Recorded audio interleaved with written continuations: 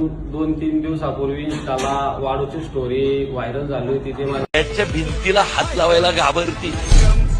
माझा शब्द आहे, कारण त्या भिंतीची वाळू आहे ना, ती वाळू नदीतून बिल्डरच्या साईट पर्यंत काय काय प्रवास करत आली आहे.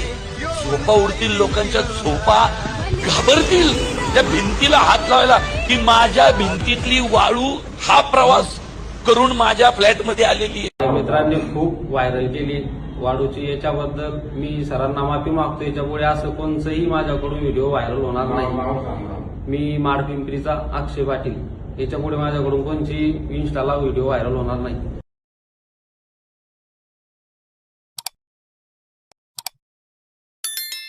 2-3 दिवसापूर्वी इंस्टाला वाळूची स्टोरी व्हायरल झाली होती. ते त्याच्या भिंतीला हात लावायला घाबरती. माझा शब्द आहे, कारण त्या